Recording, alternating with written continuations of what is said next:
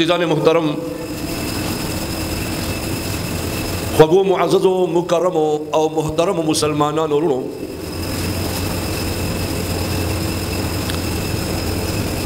الله پاک په مونږ تاسو باندې لوی احسان کړی دی چې زموږ تاسو د انسانانو یوه معاشره وي، یوه قبیله وي چې د هغې ذریعې سره مونږ او تاسو پته لګي چې دا کس څوک دی، د چا زوی دی، د چا اولاد دی، کوم خاندان سره تعلق ساتي او کوم کلی او خار اوسیدونکی دی.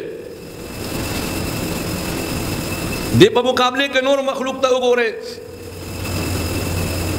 څارویان دي، پیدا شي او څه موده پس نه خپل مور او پلار پیژني، نه خپل رور او خور پیژني، نه خپل ترور او پوپی پیژني، نه تر او ماما پیژني، خپل ځان سره یې کار وي او خپل خېټې مړول یې سوچ وي. خو انسان ته الله پاک دا معاشره ورکړې ده، دې معاشرې په بنا باندې دو یو او بل سره همدردیانې کوي، د بل رور او خور دک او درد خپل دک او درد شماري، په غمونو او خوشحالیګانو کې یو تر بله میلاویږي، ناسته پاسته کوي،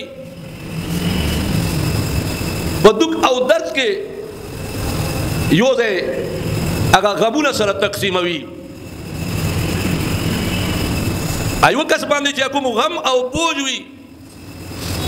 د خپلو خپلوانو راتللو سره هغه بوج دته سپک شي. دما عزیزانو،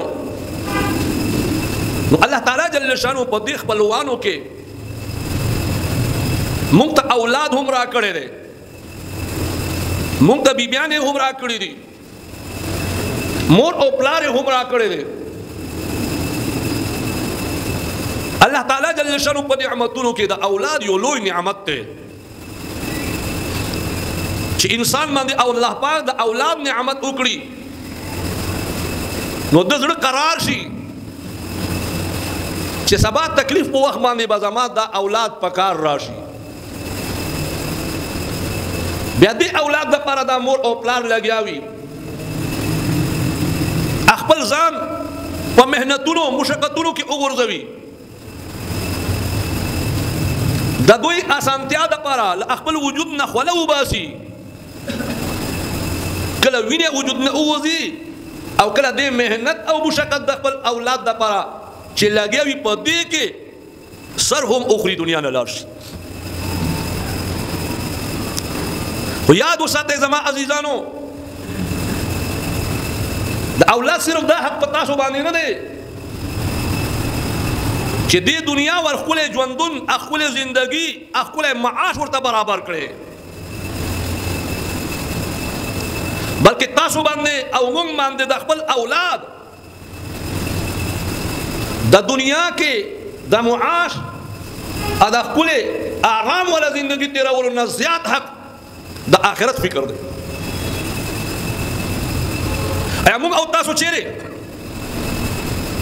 د خپل اولاد د تربیت سوچ کړی دی؟ دنیاوي لحاظ سره تربیت کوو، اعلی نه اعلی تعلیمي ادارو کې داخلو، فلانی سکول کې ما داخل کړی دی، خو که تپوس وکړې په هغه سکول کې د ایمان ختم کېږي، ایمان یې تباه کېږي، د ایمان سره لوبې کېږي. دا د چا سکول دی؟ دا ډېر لوی بهترین سکول دی. دا خو ما اورېدي چې دا د عیسایانو سکول دی. یار موږ عیسایت سره څه دي؟ موږ بچو ته صحیح تعلیم ورکول غواړو، نو چې دا عیسائی د ستا بچو ته، یهودي د ستا بچو ته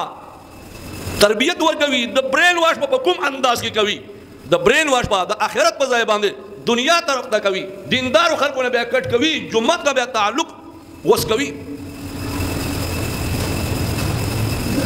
ज़दानवा में चितास स्कूलान बखपल बच्चों मवाए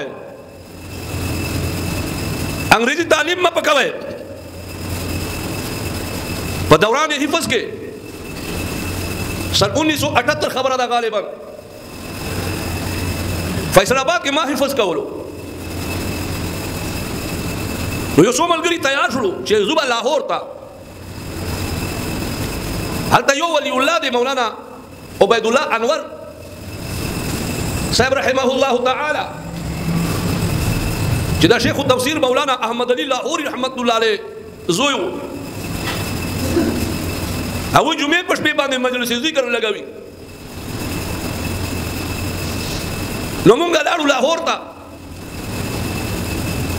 दुई तडीर लोई ज़्यादा खलक रागली वो लगा इज्तिमा या जो जलसे ही गटा खलक और सरा मिलाव के दल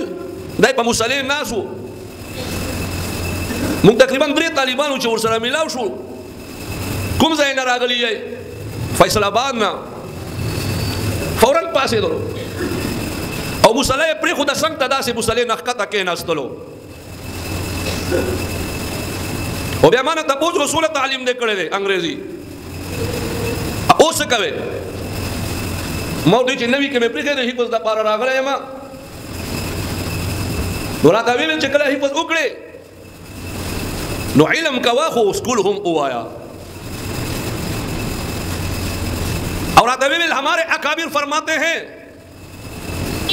अंग्रेजी सीखो लेकिन अंग्रेज न बनो अंग्रेजी दके अंग्रेज में जोड़े गए वे अंग्रेजी दकड़ा ओका पकार बात राश अकाबिर अंग्रेजी दकड़े न माने कवि अंग्रेज जोड़े तो न माने कवि न जे स्कूल तसे अवल अवल अंग्रेज न जोड़े आला बाबा ता सबक खाई का पेट पतलून दे नबी अच्छा बोले और टाई दे नबी अच्छा बोले बे वो हल्टे कवल दर कवि और कनमुज दे नबी कड़े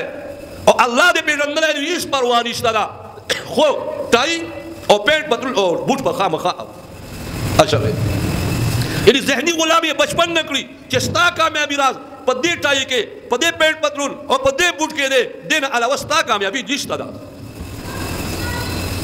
अवल शक्ल सूरत अंग्रेज जोड़ का